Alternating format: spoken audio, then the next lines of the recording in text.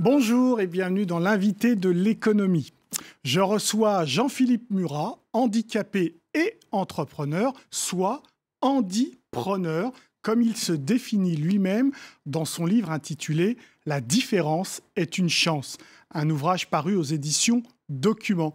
Bonjour Jean-Philippe Murat. Bonjour. Donc, il y a eu cet accident domestique, un mauvais plongeon dans la piscine. Oui. Qu'est-ce qui a été le plus dur pour vous après, en fait, pour remonter la pente? C'est accepter qu'une nouvelle vie commence et surtout sans repère. Voilà, alors, il faut renaître de ses cendres. Il faut accepter le déni, l'estime de soi qui disparaît. Voilà, et aller vers l'inconnu. Ouais, et ça, vous dites dans le livre, c'est dur quand même. Hein. C'est très dur parce que ça demande effectivement une reconstruction mentale avant de se reconstruire physiquement, de pouvoir récupérer ce qu'on pourra récupérer avec la rééducation. Et cette reconstruction mentale, en fait, est essentielle.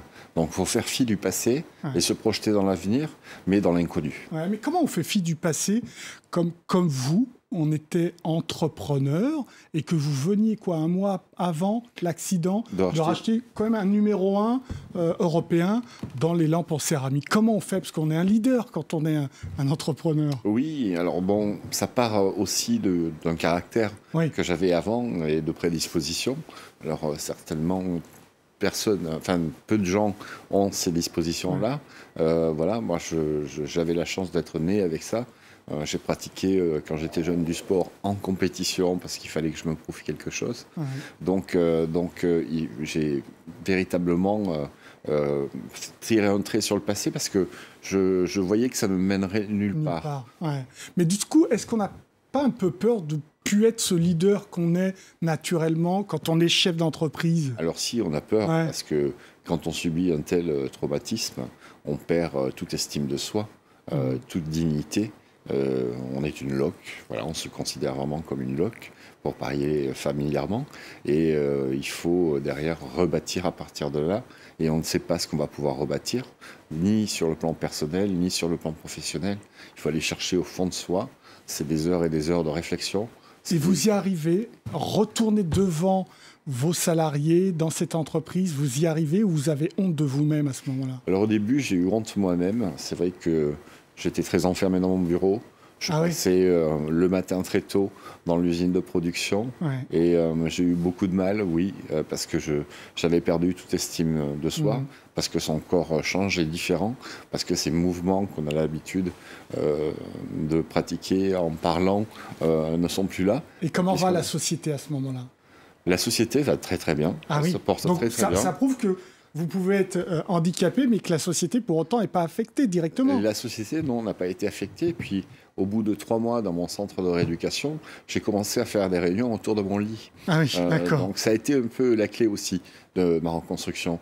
C'est-à-dire que toujours faire appel à ce côté battant et dire, voilà, c'est dans l'action que je vais reconstruire.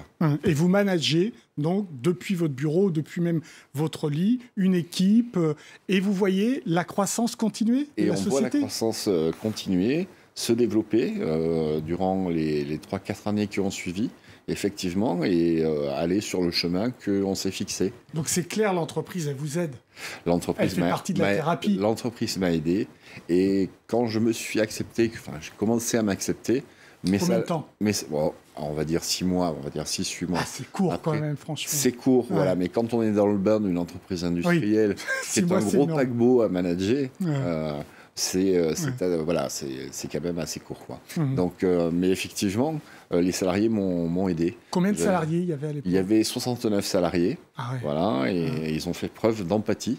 Donc voilà, et c'est une vertu que j'ai découvert aussi en termes de management dans des conférences aujourd'hui que je peux donner ou des formations que je peux faire. L'empathie, en fait, est communicante. En fait, elle se diffuse dans l'entreprise et elle crée une émulation. Tout le monde se met sur le même plan. Il n'y a pas une personne handicapée qui est en dessous des personnes valides. C'est tout le monde se met sur le même plan. Et vous êtes meilleur aussi comme manager? Je ne sais pas si je suis meilleur comme manager, mais en tout cas, j'ai tout fait pour l'être.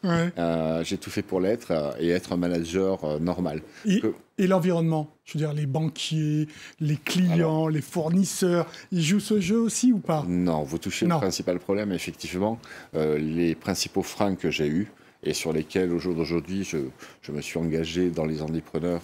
Et c'est là une des raisons, voilà, c'est une des raisons pour lesquelles j'ai créé ce mouvement, c'est de pouvoir lutter contre les banques et les assurances qui vous mettent des freins qui sont véritablement insoutenables pour une activité économique soutenue comme la nôtre. Voilà, alors que ça marche, ils vous mettent quand même des freins. Voilà, mais ils ne vous prêtent plus. Voilà. Ah, carrément, ils ne vous ont plus prêté. Non, aujourd'hui, le principal frein pour une personne handicapée qui souhaite entreprendre, c'est de ne pas avoir accès aux prêts.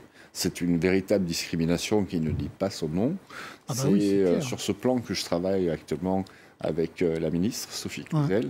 On travaille véritablement là-dessus, et avec la BPI France, sur laquelle la Banque publique d'investissement, avec laquelle on a engagé au jour d'aujourd'hui la création d'un fonds de dotation. Alors qu'est-ce qui se passe pour votre entreprise à ce moment-là si vous n'avez plus accès aux banques et au financement? Eh bien, l'entreprise doit Vous devez vous en séparer. Je dois m'en séparer, effectivement, parce que je n'ai plus les moyens en trésorerie d'investir et de continuer à développer. Les clients, les fournisseurs continuent à jouer le jeu, eux? Alors, les clients, oui, les fournisseurs, non. C'est un petit peu comme les banques. Pourquoi? Ils commencent à freiner des cas de fer parce que, en fait, ils associent le handicap moteur à un handicap mental. Voilà, il y a cette espèce d'image, de préjugé qui existe dans la société même. Quand on a eu un accident, on a pris un coup au corps, mais on a aussi pris un coup sur la tête, quelque part.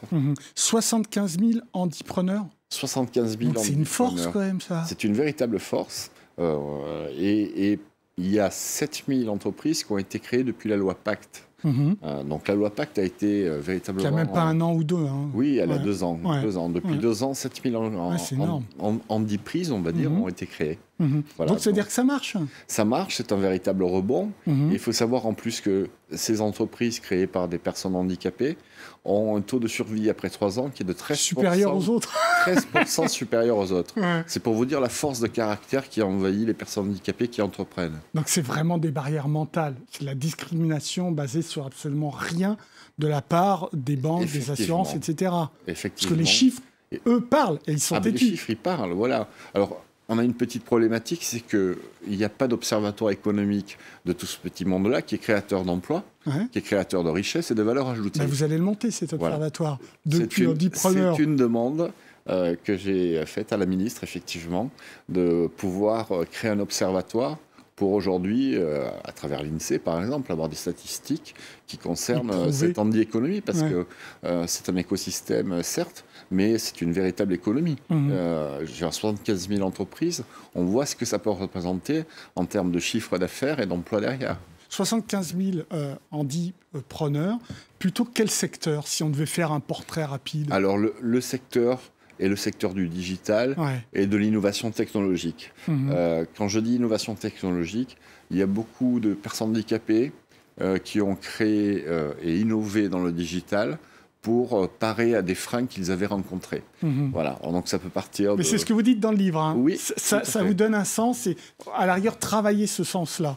Oui, c'est effectivement dans cette conviction qu'il faut travailler. Donc on vous trouve dans le numérique, plutôt artisans, enfin la taille des entreprises. C'est des petites entreprises, ça reste des TPE, mais il y a quelques belles réussites comme Nino Robotics dans l'Hérault. Qui aujourd'hui est en train de grandir et s'internationalise véritablement, et qui a créé une petite patinette en fait qui se met devant un fauteuil, qui se clipse devant un fauteuil manuel et qui permet de ne plus avoir à rouler et se fatiguer les bras. Donc voilà, et elle s'applique aussi sur des objets courants tels que les poussettes pour enfants ou autres. Donc elle a une application au-delà du handicap. J'ai un autre exemple en Bretagne d'une personne qui était sur des muettes, et qui a créé un nouveau logiciel de reconnaissance vocale. Voilà. Et c'est une entreprise pareille qui est en train de se développer, qui a passé la barre de la TPE, c'est-à-dire des 20 salariés. Et donc voilà, on est dans ce monde-là où on répond à un frein qu'on a connu et on innove technologiquement dans ce frein. Et ça représente... Le frein vous rend plus fort, clairement. Exactement. Plus créatif. Est-ce que vous avez regardé un peu ce qui se passait en Europe? Est-ce qu'on traite de la même façon les handipreneurs dans tous les pays d'Europe, ou c'est pas encore un regard que vous avez posé? Non, j'ai pas pu poser ce regard pour la raison que je vous expliquais.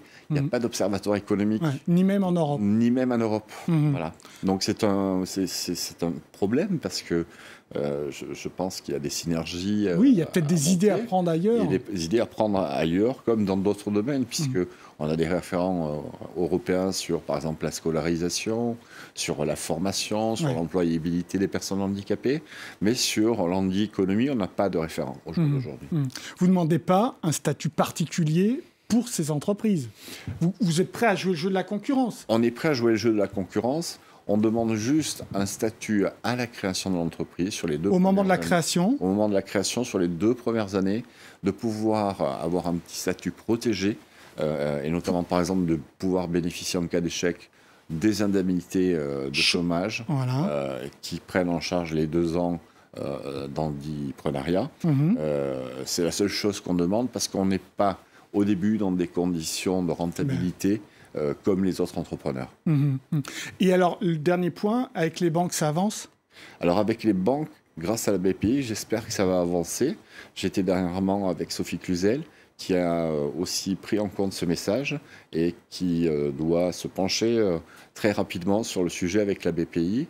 Et nous allons créer fin avril la première journée de l'handiprenariat en France avec la BPI et Madame Cluzel. Rendez-vous fin avril alors.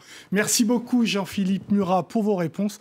L'invité de l'économie, c'est terminé évidemment. Vous pouvez retrouver cette émission sur france24.com. Au revoir.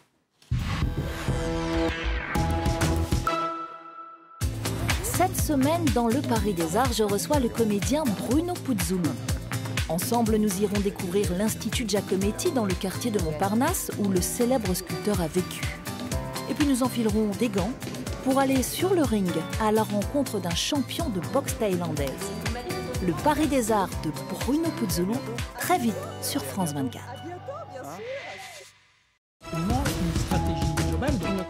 Avec des économistes, des entrepreneurs et des éditorialistes, Stéphanie Antoine décrypte les unes de l'économie de la semaine.